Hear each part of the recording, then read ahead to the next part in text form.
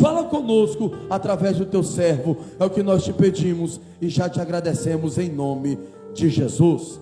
Amém.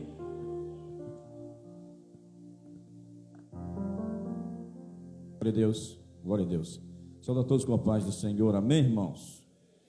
Mais uma vez, quem está feliz com Jesus, dá um glória a Deus. Maravilha. Você pode dizer assim comigo: Senhor Jesus, muito obrigado por ter me colocado do lado desta pessoa tão especial. Agora dê a paz do Senhor para o seu irmão. Você cumprimentou ele já?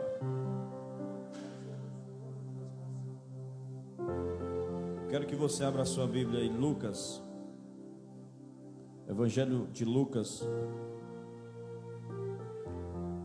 capítulo de número 23.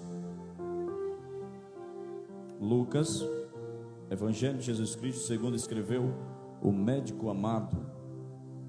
Lucas, capítulo 23. Eu sinto a presença de Deus neste lugar. Esteja com o coração aberto para adorar o Senhor essa noite. Versículo 33. Lucas 23, 33. Quem achou diz amém. Posso ler? Eu vou ler. Quando chegaram ao lugar chamado Calvário, ali o crucificaram, bem como aos malfeitores, um à direita, outro à esquerda. Contudo, Jesus dizia: Pai, perdoa-lhes, porque não sabem o que fazem.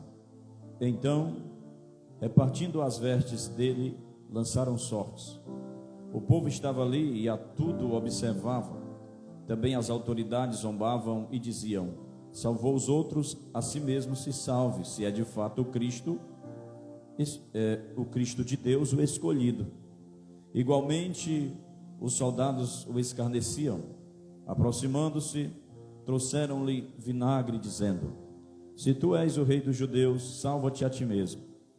Também sobre ele estava esta epígrafe, em letras gregas, romanas e hebraicas: este é o rei dos judeus. Um dos malfeitores crucificados blasfemava contra ele, dizendo: não és tu o Cristo? Salva-te a ti mesmo e a nós também. Respondendo-lhe, porém, o outro repreendeu, dizendo: nem ao menos temes a Deus, estando sob igual sentença? Nós, na verdade, com justiça, porque recebemos o castigo que os nossos atos merecem.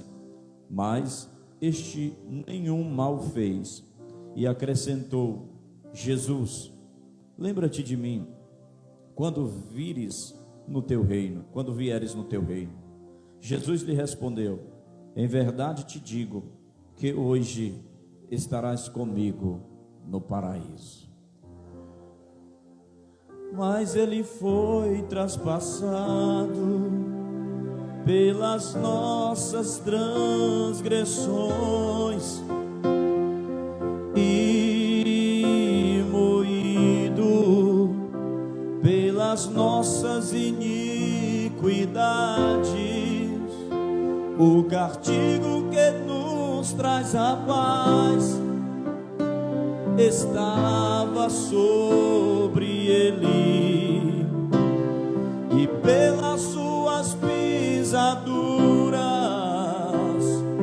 fomos sarados. Estou sarado, estou sarado, estou sarado pelo sangue de Jesus. Sente-se glorificando o nome do Senhor. Aleluia. Culto de ceia é o culto mais solene da igreja. É o culto onde o crente ele se alegra. O crente ele tem um compromisso de cercar a mesa do Senhor. Isso não pode ser banalizado. Quando olhamos para trás, nós vemos que os crentes mais antigos, eles tinham uma preparação intensa até chegar no dia da ceia. Eles faziam a semana toda de oração, de propósito. Eles gostavam de colocar a sua melhor roupa, porque o dia da ceia é um dia especial. É o dia que nós memoramos a morte do nosso Senhor e Salvador Jesus Cristo por nós. Cristo, ele quis cravar na história, ele quis registrar este momento para os seus discípulos. E muitos de nós queremos registrar momentos importantes, momentos especiais da nossa vida. Nós queremos tirar uma foto, antigamente as pessoas tinham até diários que eles anotavam, eles registravam. Muitos antigos missionários, como John Wesley, como George Whitefield e muitos outros, até mesmo Gunnar Wingre, Daniel Berg, os fundadores do pentecostalismo no Brasil, eles tinham seus diários e muitas coisas que é escritas nos livros, contando a história deles. As informações foram extraídas do seu diário, porque eles queriam registrar aquele momento. E Jesus, ele registra o momento da ceia com os seus discípulos, e ele mostra para eles que todas as vezes que eles fossem reunir-se, em memória de Cristo se reunisse, e ele deu estes símbolos, o pão e o vinho, para registrar de uma forma eterna a sua morte, a hora da sua agonia. Nós temos aqui esse texto de Lucas, e os evangelistas, eles não se contradizem, os evangelistas, eles se completam nos seus relatos. Nós temos Mateus, Marcos, Lucas e João. Esses 4 evangelistas, eles trazem os relatos da história do ministério de Cristo na terra. E quando nós observamos, cada um deles vai ter as suas particularidades. Nós temos Mateus, somente traz o relato, nenhum outro traz o relato sobre o sonho da mulher de Pilatos. Somente Mateus vai trazer este relato de uma mulher que o historiador chama ela de Cláudia Prócora, que era a mulher de Pilatos, e ela diz: não faça mal a este homem, porque eu sofri muito esta noite, sonhei com este homem. Esse homem é um justo. Só Mateus traz este relato. Também Marcos, só ele registra a presença de um rapaz curioso que estava vendo de longe a crucificação ou a via dolorosa que Jesus estava passando ali, sendo açoitado e castigado, e à noite, na escuridão, ele sai de casa envolvido em um lençol. Ele estava nu, parece que ele acordou de supetão e ele vem envolvido num lençol no meio do povo. Aí alguém arrasta o lençol dele e ele corre nu para casa. Isso tem na Bíblia. Somente Marcos registra este rapaz envolto no lençol, e alguns historiadores e comentadores, eles registram que este rapaz que estava envolto no lençol era o próprio Marcos, o escritor deste relato do evangelho que leva o seu nome. Também apenas Lucas, ele traz a questão da história da conversão do ladrão da cruz. Você não vai ver nenhum outro evangelista registrar isto. Só Lucas ficou atento a isto no seu relato. Na verdade, ele não foi uma testemunha ocular do que estava acontecendo ali, mas ele foi juntando informações, porque ele era um historiador também, além de ser médico, e ele foi escrevendo tudo o que dizia ele conviveu com os discípulos, e ele se converteu através da pessoa do apóstolo Paulo, e ele escreve exatamente o que o ladrão estava ali, e as palavras daquele homem que estava ao lado de Jesus. E finalizando a particularidade, existem muitas, mas eu estou apenas destacando algumas para vocês. João, apenas ele registra o momento em que o soldado acerta o flanco, o lado de Jesus com uma lança, e sai sangue e água do seu interior. Então, somente ele que fica ali ao pé da cruz, porque os outros fogem. E aquele homem que tinha intimidade com Deus, aquele homem que era conhecido como o discípulo amado, só ele percebeu e pôde ver o que tinha dentro de Jesus: sangue e água. Água para a regeneração, e sangue para purificação e remissão de pecados. Aleluia. Então nós temos aqui, eu sempre gosto de falar sobre isso. Eu dei até uma série, quem é mais antigo aqui sabe que eu dei uma série sobre as 7 palavras de Jesus na cruz. Foram 7 ceias e em cada ceia eu trazia uma palavra a respeito de Jesus, pronunciando ela na cruz. E com certeza Jesus, ele falou muito mais coisas no Calvário, quando ele estava crucificado. Mas os evangelistas capturaram pelo menos 7 palavras dele na cruz. E eles registraram estas 7 palavras, e houve quem sistematizassem na ordem cronológica estas palavras. A primeira palavra é a palavra referindo-se a perdão, quando ele diz: Pai, perdoa-lhes, porque eles não sabem o que fazem. A segunda palavra é a palavra de salvação, que é exatamente esta palavra que ele fala para o ladrão da cruz, e diz: hoje mesmo estarás comigo no paraíso. A terceira palavra é a palavra de afeição, quando ele diz para Maria: eis aí o teu filho, e para João, filho, eis aí a tua mãe. A quarta palavra é uma palavra de angústia, porque ele estava sofrendo tanto na sua questão humana, que ele não chama mais Deus de Pai, ele chama Deus de Deus. Ele diz: Deus meu, por que me desamparaste? A quinta palavra é uma palavra de sofrimento, quando ele diz: tenho sede, e envolvem um algodão ou uma esponja em um pedaço de madeira, coloca no vinagre e dá para ele beber, quando ele diz: tenho sede, nesta palavra de sofrimento. A sexta palavra é a palavra de vitória, quando ele diz: está consumado. A sétima palavra é uma palavra de contentamento, quando ele fala: Pai, em tuas mãos eu entrego o meu espírito. Os 7 brados do Senhor, 3 brados ele fala a respeito dos homens: ladrão, a mãe e também ao povo. 3 brados ele fala dirigido a Deus, quando ele ora pelos assassinos, quando ele expressa o seu lamento e quando ele entrega o seu espírito. Agora, um brado, ele brada aos ouvidos de Deus, dos homens, dos anjos, do diabo e da natureza, quando ele diz: está consumado. Todos ouvem o que ele está dizendo, porque ele dá um brado e ele diz: está consumado. Aleluia. O que está consumado? Está consumado a nossa vitória, está consumada a nossa redenção, está consumada a nossa propiciação, está consumado o perdão dos nossos pecados, está feito, está chancelado, está consumado. Glorificado seja o nome do Senhor. É digno de nota que estas palavras finais do Senhor tinham sido pronunciadas pelo Espírito da profecia, muito antes da encarnação por Davi, por o profeta Isaías, quando Isaías 53, versículo 12 diz que ele, pelos transgressores, intercedeu.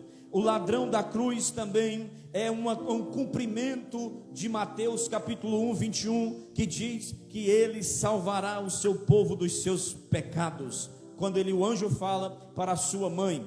Também quando ele fala para a sua mãe, se cumpre a profecia de Simeão, em Lucas 2:35, que diz que uma espada transpassaria a alma de Maria. Também quando ele fala: por que me desamparastes, está cumprindo Salmos de número 22 e versículo 1, quando ele diz: Deus meu, por que me desamparastes?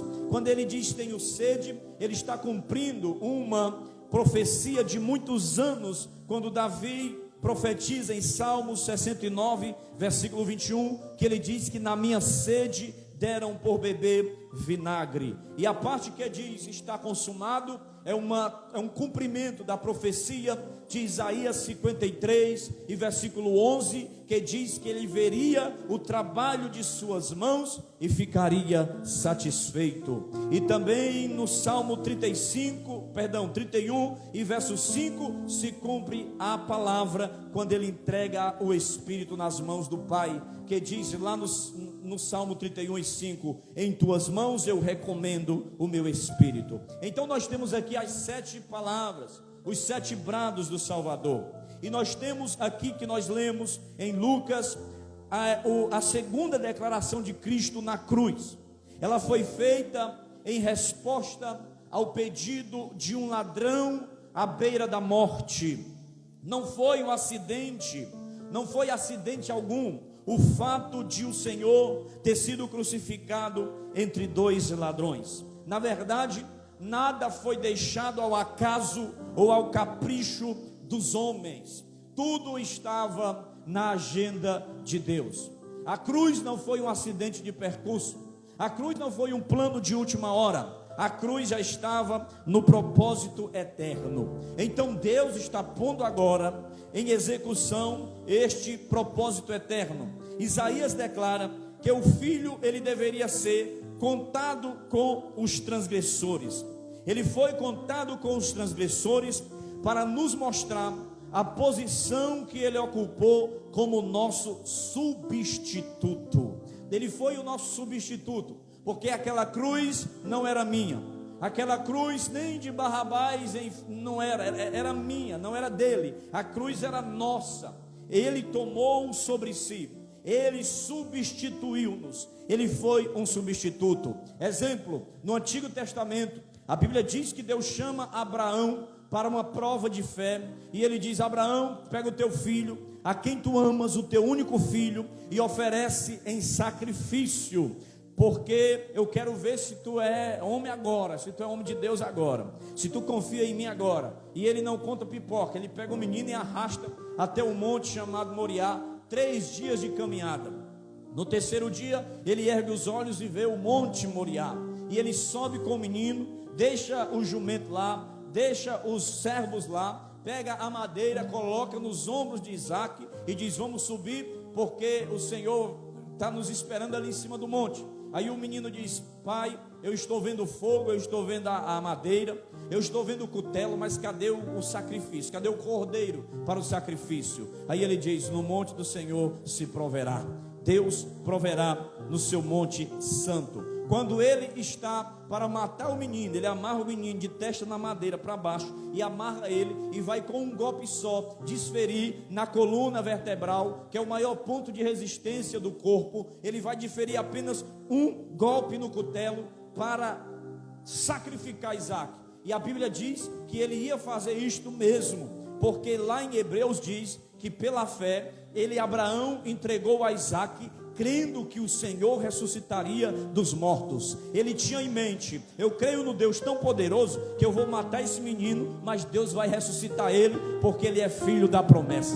Quando ele vai fazer isto, o anjo segura a mão dele e diz: não faça tal coisa, porque agora eu sei que tu temes a Deus. Aleluia. Olha que tem ali um cordeiro, um carneiro, ele está amarrado pelo chifre, não precisa matar o menino, tem um carneiro substituto. Observe a pergunta de Isaac cadê o cordeiro para o sacrifício? Mas Deus tinha um carneiro amarrado pelo chifre para sacrificar no lugar do menino. Por que era um carneiro e não um cordeiro? É porque o carneiro é um animal que é imolado para uma oferta pacífica, para uma oferta de paz. E ainda não era o tempo do cordeiro. Jesus não tinha chegado ainda. O cordeiro era Jesus. Então não era tempo do cordeiro, mas era tempo do carneiro. Por quê? Porque às vezes nós pedimos uma bênção tal, nós pedimos uma bênção a Deus, nós pedimos um cordeiro, mas Deus não dá o cordeiro, Ele dá um carneiro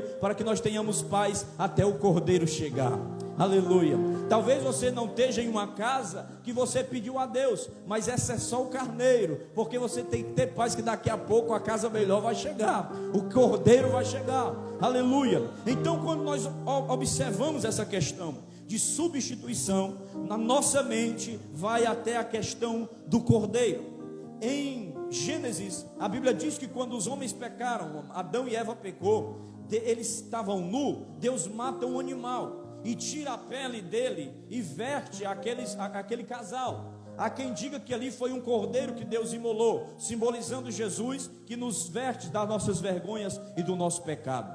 Quando nós observamos em Êxodo, capítulo de número 12, a Bíblia diz que quando Deus vai implantar a Páscoa, Deus diz: pega um cordeiro para cada família, e esse cordeiro morreria ali para cada família. E chame até os vizinhos também, se quiser. Quando chegamos em Em Gênesis nós vemos que o cordeiro morre, né? O carneiro morre por Isaac. Quando chegamos em Isaías 53, a Bíblia diz que ele foi levado ao matadouro como um cordeiro mudo, ele não abriu a sua boca. Quando chega em João, no capítulo 1, versículo 29, João Batista diz assim: eis o cordeiro de Deus que tira o pecado do mundo. Então em Gênesis nós temos o cordeiro morrendo por um casal. Em Êxodo nós temos o cordeiro morrendo por uma família. Em Isaías nós temos o cordeiro morrendo por uma nação. Mas em João nós temos o cordeiro morrendo pelo mundo, o cordeiro de Deus que tira o pecado do mundo. Aleluia. Então aquelas 3 cruzes ali, irmãos, nós podemos ver toda a humanidade. Nós temos aqui neste cenário, observe comigo, o cenário todo da humanidade representado nessas 3 cruzes. Nós temos uma cruz no meio e entre duas cruzes. Tinha um ladrão da direita e tinha um ladrão da esquerda, e Cristo estava no meio. Nós temos aqui a representação de pecadores obstinados, pelo que não se arrependeu, pelo ladrão rebelde. Nós temos os pecadores representados, os pecadores arrependidos por aquele ladrão que se arrependeu. E nós temos Cristo no centro. Este é o cenário da nossa humanidade atual. Nós vamos ter 2 grupos de pessoas. Nós vamos ter os pecadores não arrependidos e os pecadores arrependidos. E Cristo sempre na centralidade, porque Cristo tem que ser o centro da nossa vida. A tradição até dá os nomes destes ladrões. A Bíblia não relata, mas a tradição diz que estes 2 ladrões, um era Dimas e o outro era Gestas. E o ladrão que se arrependeu, o ladrão bom, o pessoal diz ladrão bom, não sei se existe ladrão bom, acho que não existe não. Existe ladrão arrependido, né? Aí ele fica bom. Mas dizem que este que se arrependeu é o Dimas. E nós vemos aqui, primeiro, um substituto. Segundo, nós vemos aqui um pecador representativo, porque esse ladrão, ele representa aqueles que por natureza e prática têm uma inimizade contra Deus e contra seu Cristo por prática do pecado. Muitas vezes nós nos tornamos assim, utilizando o mal e não conseguindo retribuir a Deus o que lhe é devido. Este homem que aqui está, ele representa a todos nós, porque um dia todos nós fomos obstinados, todos nós ficamos com o punho cerrado contra Deus quando pecamos. Ele está representando a mim, ele está representando a você, e espiritualmente falando e figuradamente falando, muitas vezes, em muitas fases da nossa vida, nós somos ladrões de Deus. Nós vemos também aqui um sentido do arrependimento e da fé. Se você observar comigo, Mateus 27, por favor, olha aqui, deixe marcado aí, Lucas 23, e venha comigo para Mateus 27, 44, quem achou, diz amém. Eu não achei não. Mateus 27, 44, bem rápido aí, estou correndo, porque tem a ceia, mas quem está entendendo a palavra diz glória a Deus. Veja bem, Mateus 27 e 44. Olha o que Mateus diz. Diz assim, 44, aqui. E os mesmos impropérios lhe dizia também o ladrão, é isso? Os ladrões que haviam sido crucificados com ele. Observe isto, ele coloca no plural. Ele não disse que era um ladrão que estava acusando Jesus e blasfemando contra Jesus. Mateus registra que era os ladrões. Então em algum momento aquele ladrão, ele também acusava Jesus. No início que eles foram crucificados, eram os 2 levantando impropérios contra Jesus, segundo Mateus está relatando. Mas no meio do percurso alguma coisa aconteceu que aquele ladrão se arrependeu. No meio do percurso alguma coisa aconteceu que ele voltou atrás. Então nós temos aqui um sentido do arrependimento e da fé, porque existe o trinômio da salvação. O que é o trinômio da salvação? Está erguido em 3 pilares. Primeiro, arrependimento, diga comigo, arrependimento. Segundo, conversão, diga. Terceiro, regeneração. Então nós temos aqui 3 pilares da salvação: arrependimento, conversão e regeneração. O arrependimento fala da mudança de mente, a conversão fala da mudança de rumo, a regeneração fala da mudança de natureza, do novo nascimento. Nós vamos ter a nossa salvação completa quando nós tivermos esses 3 pilares na nossa vida: quando nós estivermos arrependidos, quando nós estivermos convertidos e quando nós estivermos regenerados. O arrependimento é uma mudança de mente. Você tinha uma mentalidade no mundo, mas quando você vem para Cristo, você tem outra mentalidade, uma mudança de comportamento, uma mudança de rumo pela conversão, e uma mudança de natureza pela regeneração, através do novo nascimento. Porque aquele que é convertido é o que está dentro dos padrões da salvação. Porque quem vai para o céu não é o convencido, o que vai para o céu é o convertido. O arrependimento, ele é considerado em vários aspectos, porque muitas pessoas choram, mas o comportamento é o mesmo, não se arrependeu. Arrependimento não é chorar, arrependimento é mudar. E muitas vezes as pessoas, elas são boas em argumentos, mas não são boas em arrependimento. Elas são muito boas para se desculparem de muitas coisas, mas não se arrependem.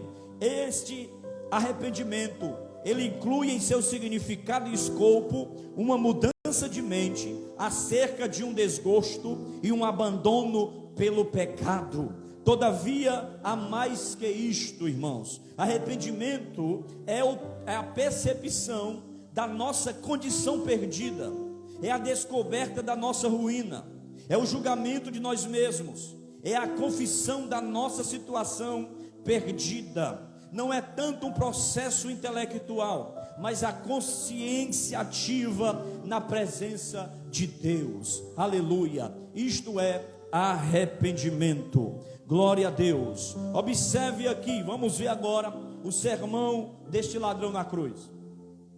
Vamos aprender com ele agora. Vamos ver alguns pontos aqui. O que é que nós podemos extrair daqui e aprender a respeito dele? Ele diz ao seu companheiro, lá no versículo de número 40, Lucas 23 e 40. Quem está aí, dá uma glória a Deus. Ele diz: respondendo-lhe, porém, o outro repreendeu, dizendo: nem a menos temes a Deus? Olha o que ele diz aí, ó. Tu nem temes a Deus estando na mesma condição? Ele se lembra de uma coisa. Ele se lembra do temor a Deus. O que está precisando da nossa geração, irmão, é temor. O que está faltando é temor a Deus. Muitos não temem mais a Deus. Abacuque disse: eu ouvi, Senhor, a tua palavra e temi. Temor não é ter medo, temor é ter respeito. E hoje está se perdendo o respeito de tudo o que se fala de sagrado e o que se fala de Deus. E este homem está nos dando uma lição aqui. Ele está nos dando uma lição na cruz, dizendo para o outro: tu nem mesmo temes a Deus. E ele diz: tu estás na mesma condição. Ele compreende que ele estava na mesma condição. Ele compreende Deus como um juiz. Ele reconhece a sua culpa. Ele pronuncia sentença contra si mesmo. Ele não se desculpa. Ele pronuncia esta sentença e ele reconhece que ele também é pecador. Ele teve fé na verdade. A escrita de Pilatos, quando ele olha para aquela escrita, escrita em grego, escrita em hebraico, escrita em Romanos, em romano também. E ele olha para aquela escrita e ele vê que aquele homem é um rei, rei dos judeus. E através daquela escrita brota fé, porque a fé repousa sobre a palavra escrita. Ele teve fé na verdade. A escrita ali dá uma fé a ele, uma fé corajosa. Ele não estava operando milagre. Jesus não estava na melhor fase do seu ministério. Jesus, ele não estava ali no casamento em Caná da Galileia, enquanto as pessoas aplaudiam ele e diziam: olha que grandes prodígios esse homem está fazendo. Jesus não estava na casa de Zaqueu salvando um publicano. Jesus não estava multiplicando pães nem multiplicando peixe. Ele estava debaixo de uma zombaria. Uma turba estava gritando, soldados estavam escarnecendo, os principais dos sacerdotes, escribas, anciãos e também o outro ladrão estavam escarnecendo. Mas ele tem uma fé corajosa. Ele vai contra tudo e contra todos. E ele, aleluia, tem fé naquele homem que está na cruz. Ele vai na contramão. Sabe o que é quando é que você prova a sua fé? Não é quando tudo vai bem. Não é quando tudo vai bem ao seu favor. É quando tudo vai contra você. E você se posiciona e diz: ninguém rouba a minha fé. A Bíblia diz que Paulo, quando ele está morrendo, ele vai escrever as suas últimas palavras. E as últimas palavras que saem da boca e da pena escrita de Paulo são as seguintes palavras: acabei a minha carreira, eu combati o bom combate, mas a fé ninguém tirou de mim. Eu guardei a fé, ninguém toca nela, nem o diabo, nem o mundo, nem as perseguições, nem as decepções, nem as tribulações. Eu guardo a minha fé, aleluia, uma fé corajosa. Ele testemunha, sabe o que também aqui? Ele testemunhou a impecabilidade de Cristo, porque no versículo 41 ele diz: este homem não fez mal algum. Ele crê que quem estava ali era inocente. Ele crê que quem estava ali era o cordeiro sem mancha, sem mácula, o cordeiro puro. Ele não pecou, apesar de ele levar sobre si os nossos pecados. Ele se fez pecados por nós, mas não pecou. Não pecou com seus lábios, não pecou com a sua boca, não pecou com seus olhos, não pecou com o seu coração.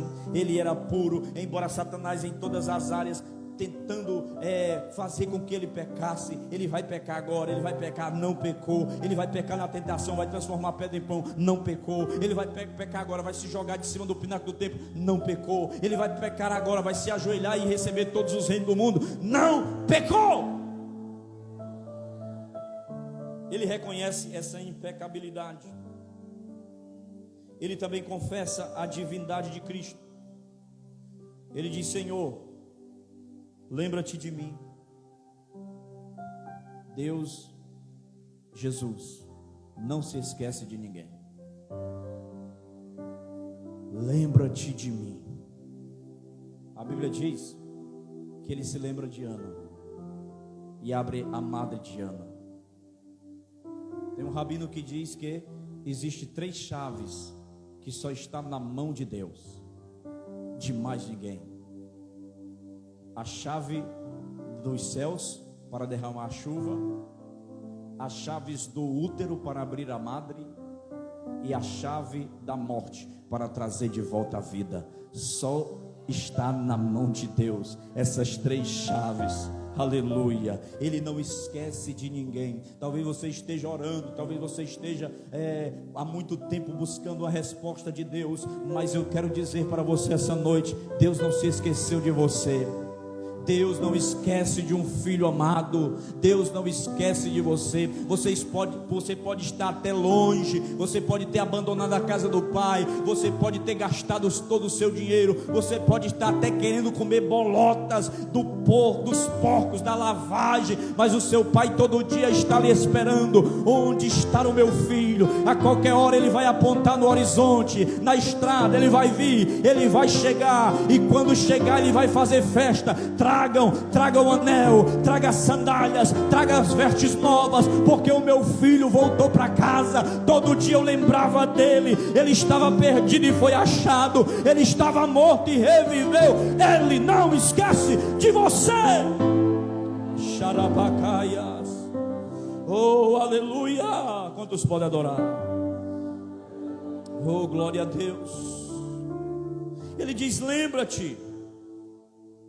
Ele creu na condição de Salvador do Senhor Jesus. Ele diz: lembra-te, salva-me, perdoa-me. E quando ele vê, ele traz uma mensagem de temor, ele traz uma mensagem de impecabilidade de Cristo, ele traz uma mensagem da divindade de Cristo. Agora ele demonstra a sua fé no reinado de Cristo. Olha isso. Lembra-te de mim quando vieres no teu reino. Observe a revelação que este homem teve. Jesus não estava sentado num trono. Jesus não estava com uma coroa de glória na cabeça, não, uma coroa de espinhos. Mas a visão daquele homem se abre. O Espírito Santo dá uma revelação tremenda a ele. E ele vê que quem estava ali não era um homem qualquer. Era o Rei dos Reis e Senhor dos Senhores. Porque ele não estava nas melhores condições. É bom quando você recebe uma revelação orando na sua casa, no seu escritório, né? Você lê na sua biblioteca, pega um livro, pega a Bíblia, você tem uma revelação num local bom, tem um copinho d'água para você tomar um suco, alguma coisa. É bom demais. Mas a revelação que esse homem tem aqui era numa cruz, agonizando, morrendo. E o Espírito Santo abre a visão dele. E naquele momento ele enxerga um rei que estava ali. Quando o Pilatos mandou açoitá-lo, os homens açoitaram ele, pegaram um manto carmesim, colocaram sobre ele, por cima das feridas que estavam pululando de sangue. Pegaram aquela coroa de espinho que tinha 2,5 polegadas, que perfurava até uma madeira, colocaram na cabeça dele, sentaram ele numa cadeira, pegaram uma cana de 1,70 m e colocaram na mão dele, escarnecendo dele, porque ele dizia: vai, rei, agora, cadê o teu rei? E batiam no rosto dele, e diziam: profetiza quem te bateu com o punho cerrado. E pegava a cana de 1,5 m, aquele caniço, e acertava na cabeça dele. E Pilatos chega para ele, e ele diz assim para Pilatos: agora o meu reino não é desse mundo. Observe bem, no texto lá, Mateus fala, ele diz assim: agora o meu reino não é desse mundo. Agora não é desse mundo, mas futuramente eu virei em glória. Porque na primeira vinda ele veio para açoitar, para ser açoitado. Na segunda vinda ele vem para reger as nações com vara de ferro. Na primeira vinda ele vem como servo, mas na segunda vinda ele vem como rei. Na primeira vinda ele vem como cordeiro, parente remidor, mas na segunda vinda ele vem como leão, parente vingador. Na primeira vinda ele vem no jumentinho, animal de paz, mas na segunda vinda ele vem no cavalo branco, animal de guerra. E no manto que está na sua coxa está escrito: Rei dos Reis e Senhor dos Senhores. Rei dos Reis e Senhor dos Senhores. Se ele é rei, levante a sua mão e o reverencie essa noite. Se ele é rei, glorifique o nome dele, porque na sua vida Jesus é o meu exemplo, na sua morte ele é minha propiciação, na sua sua ressurreição Ele é o conquistador, na sua ascensão Ele é o rei, na sua volta Ele é o rei eterno. Abrai, ó portais eternos, para que entre o rei da glória. E quem é o rei da glória? É o Senhor dos exércitos, poderoso na batalha. Ele é o rei da glória.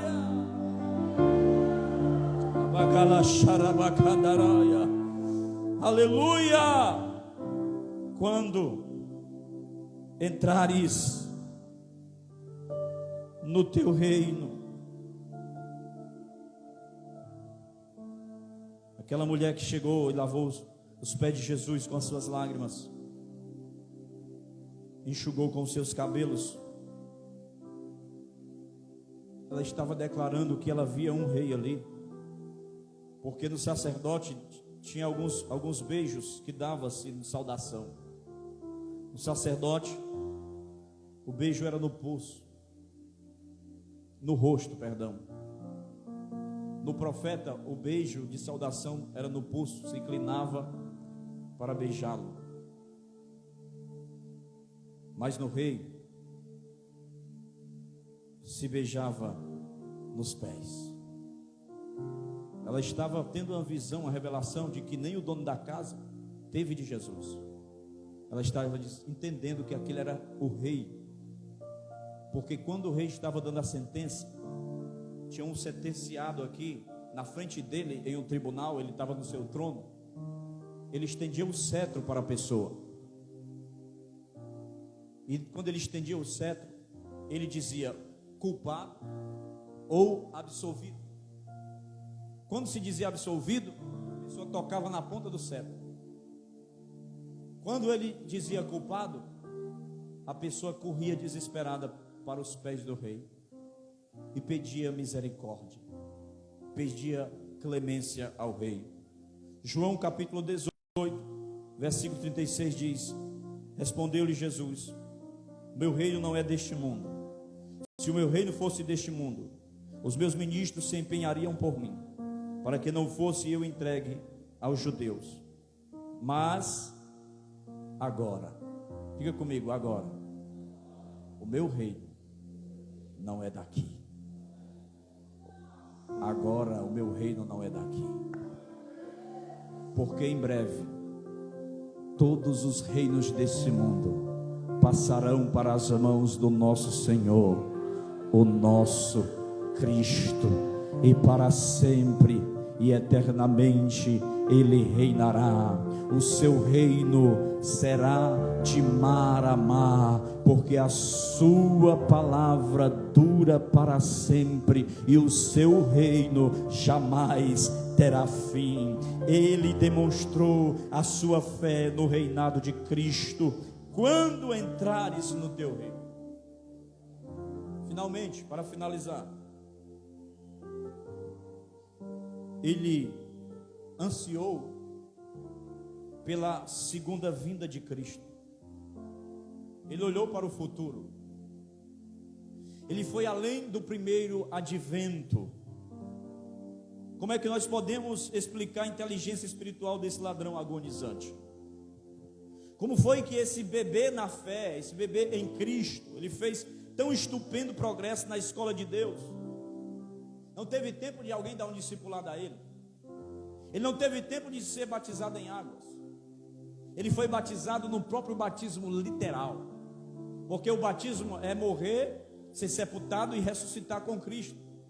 E ele participou disso na carne, o batismo literal. Ele foi batizado literalmente na morte de Cristo, com Cristo na cruz. O Espírito Santo foi o seu professor, aleluia. Porque carne e sangue não lhe havia revelado tais coisas, mas o Pai do céu, o Pai que está no céu. Oh, que ilustração, que coisas divinas estão escondidas dos sábios e entendidos, e estão revelados aos pequeninos. A Bíblia diz que uma certa vez Jesus estava com os discípulos, ele suspirou, olhou para cima e suspirou e disse: graças te dou, ó Pai, porque tu ocultaste estas coisas aos sábios e aos entendidos e revelaste a estes pequeninos. Fica de pé aí.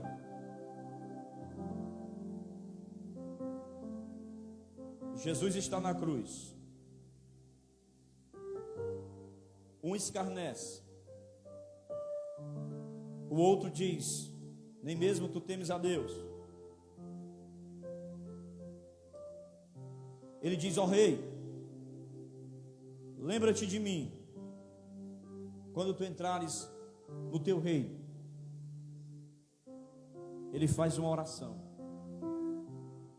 Foi uma das orações respondida mais rapidamente da história, porque Jesus diz assim: hoje mesmo. A agenda de Deus é hoje.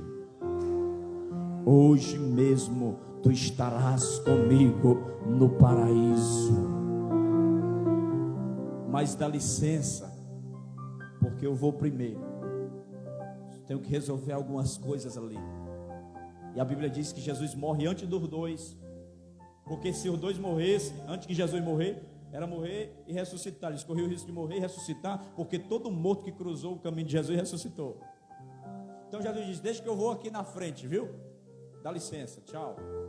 Aí os homens olham, o sábado está chegando, o sol está se pondo. O sábado não pode chegar com ninguém no madeiro, porque o madeiro era uma maldição, a cruz. Maldito que era morto no madeiro. E se o sábado, que era um dia sagrado para os judeus, chegasse ao pôr do sol, a terra era amaldiçoada. Tinha que tirar aqueles corpos dali. E a pior morte desta sentença aqui era a morte de cruz. Em muitos países usam penas de morte, até cadeira elétrica. Na China eles usam uma bala, dá um tiro na cabeça. Nesse caso a execução era de cruz e era a morte mais agônica. Mas é uma tortura pior da que você possa imaginar, porque a pessoa ficava agonizando, penando, sufocada, até ela morrer. Jesus morre primeiro que os dois. E para acelerar a morte dos outros, os homens quebraram as pernas dele, para acelerar a morte, para que eles não passassem a virada do sol, ou o pôr do sol, e anoitecesse eles lá. Quebra as pernas do primeiro, quebra as pernas do segundo. Mas quando vai quebrar as pernas de Jesus, ele já tinha morrido, porque a Escritura dizia: dos seus ossos nenhum deles foram quebrados. Ninguém toca na estrutura dele, ninguém toca nos ossos dele.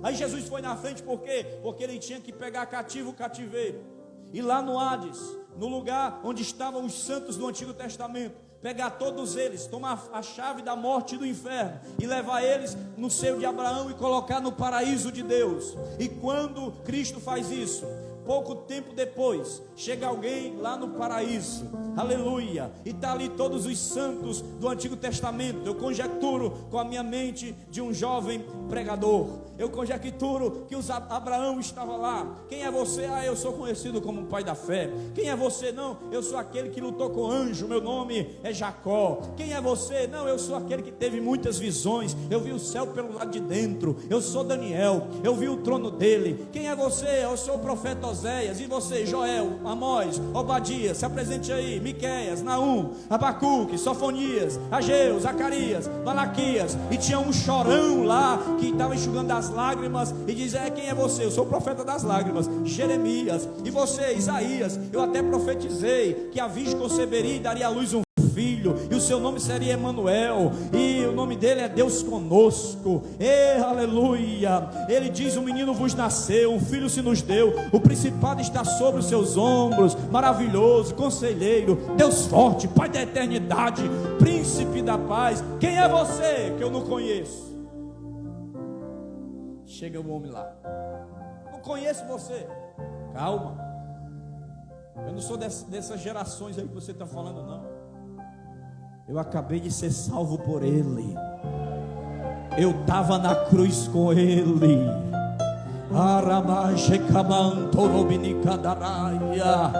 Oh, aquele homem estava a um passo do inferno. Aquele homem estava a um passo para cair dentro do inferno, mas ele morreu do lado do Salvador do mundo, e ele tira o pé do inferno e coloca no paraíso, e coloca no céu. Ele acabou de me salvar, ele é rei. Deixa eu desfrutar desta eternidade.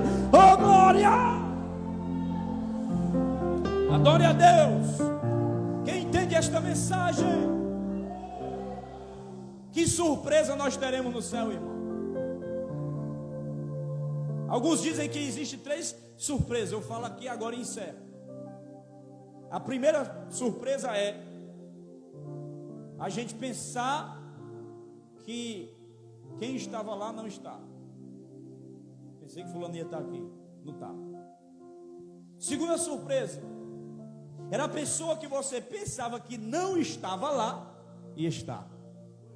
Aquela pessoa que você julga, se desmantelar do resto, é desgraça. Sai para o inferno pretinho, de cabeça para baixo. Mas aí no último momento da vida dela, talvez apenas arquejando aqui, e ela não pode nem falar, mas o Espírito está dizendo: Senhor, me perdoa, eu te reconheço como meu Salvador, me perdoa.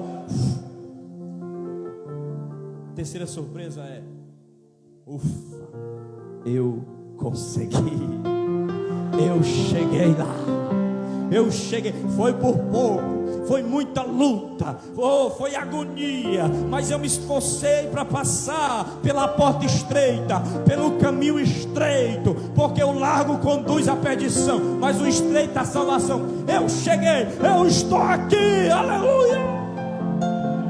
Oh glória, quem tem essa esperança?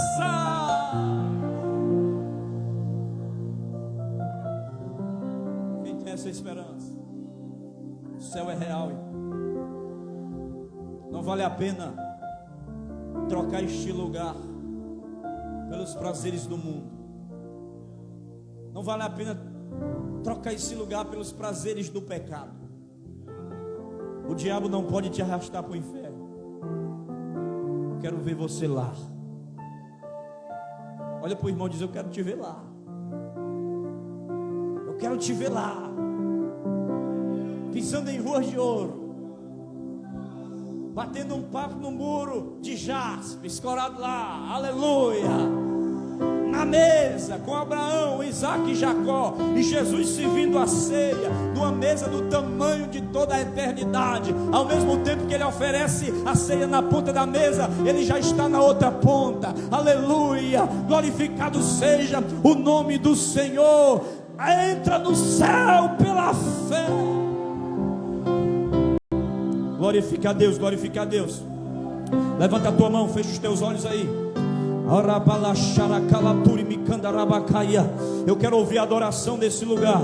Eu quero ouvir você glorificando a Deus. Vai orando, vai orando, vai orando, vai se santificando. Daqui a pouco nós vamos fazer parte da mesa do Senhor. Mas peça perdão a Ele aí. Ei, acerta as contas com Deus aí. Oh, se liga com o céu agora. Se liga com o trono de Deus agora. Receba a presença de Deus. A nuvem da glória de Deus está neste lugar. Seja cheio, seja cheio. Receba o Espírito Santo.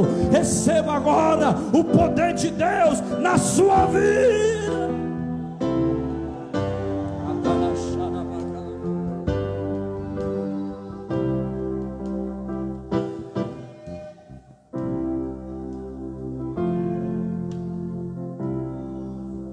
Adoração, tem adoração.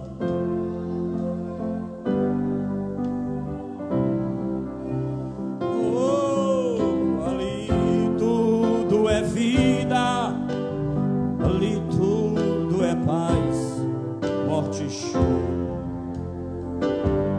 Nunca mais tristeza e dor, nunca mais.